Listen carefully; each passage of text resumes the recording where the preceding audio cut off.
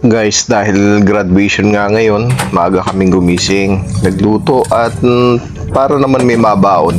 Kaysa naman sa bibili pa kami ng pagkain doon na medyo may kamahalan din.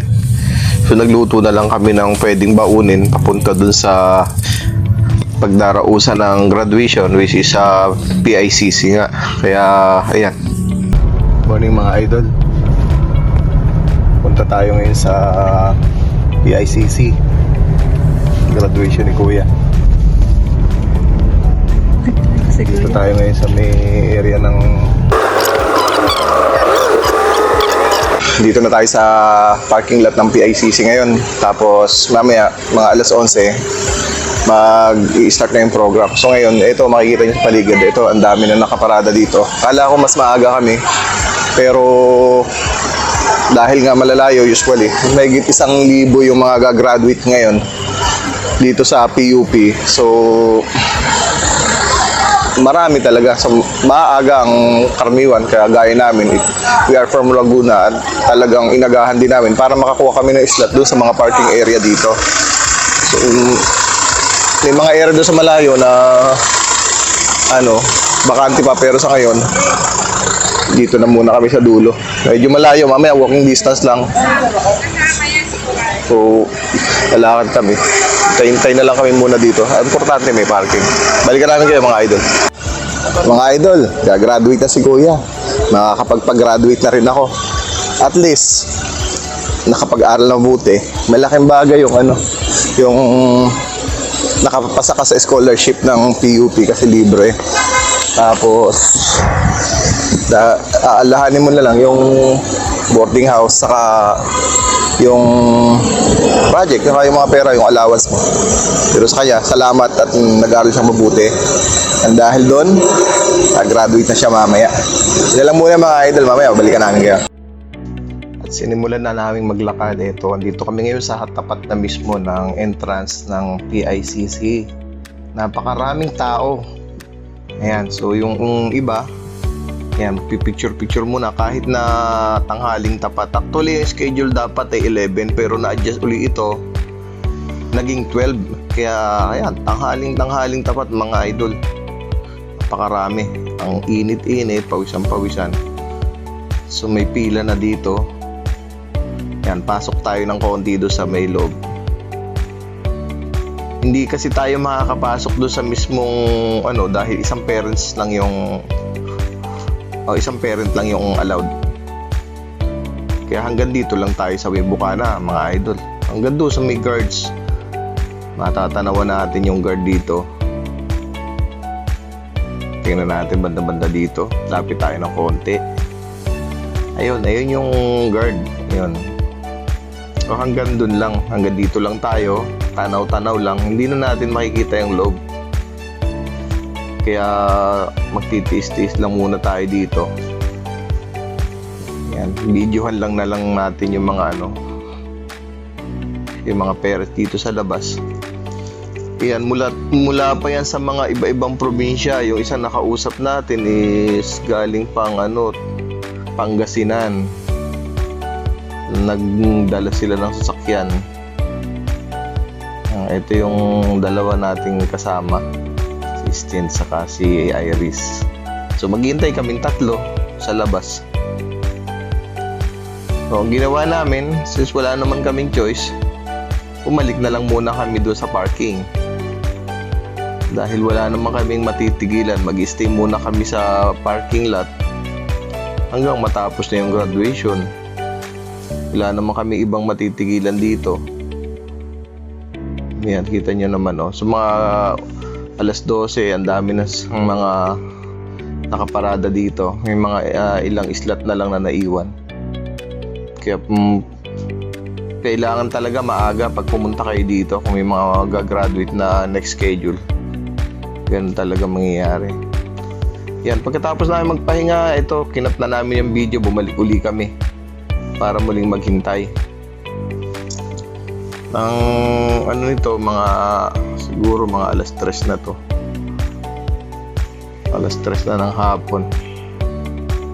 Ito yung patapos na yung programa. tinignan namin sa Facebook Live yung iba. So, yan nga.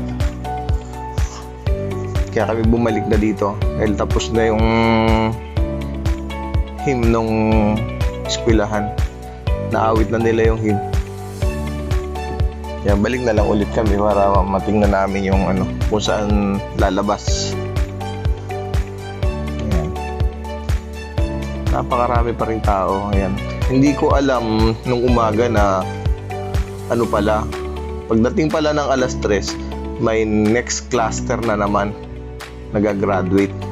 And then pagkatapos noon, kinabukasan another cluster na naman ang gagraduate. So napakarami pa rin. Napakaraming tao. Ayan.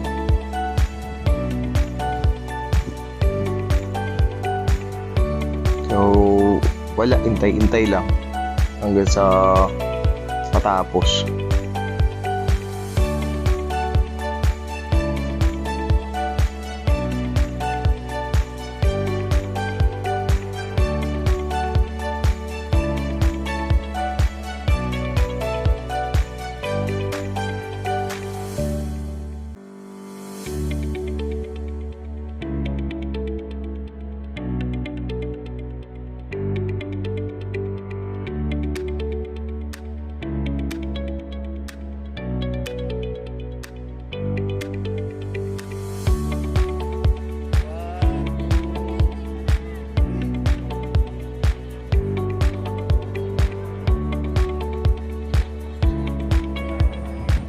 Ayun, pagkatapos nga ng graduation, di na namin na-video yung ibang sumunod na pangyayari. Na lang kami, nagkaisa na kumain na lang muna. Trip na rin sa graduate at sa mga kasama. So, ito, pumunta muna kami sa isang Japanese restaurant para mai-treat sila. Gabi na rin kasi, inaabot na kami ng anong oras to. Dito kami sa Calamba pumunta. Ayan, pasok namin. Ito yung loob ng Japanese restaurant. Bumili kami ng matitikman naman. Sobrang pagod na mga idol. Ngayon lang kami nakarating dito para magsalo-salong kumain. Isipin nyo, mula alas 3 o anong oras na, alas 7 na. Gabi na kami nakakain ng hapunan. Ito lang yung mga konting pinagsalu-saluhan namin. Maraming salamat sa aming nanay.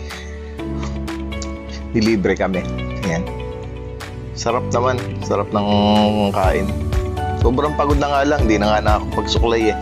Sobrang hindi naman ang pinagdaanan. Nalayo from Manila going to Calamba. Ayan. Para lang makapakain dito. Tapos babalik pa uli ng Kabuya pagkatapos. Ayan mga idol. Maraming salamat sa inyo. Kami pa-exit na at talagang kailangan na rin magpahinga at sobrang pagod na. Ayan, punta tayo dito sa parking lot.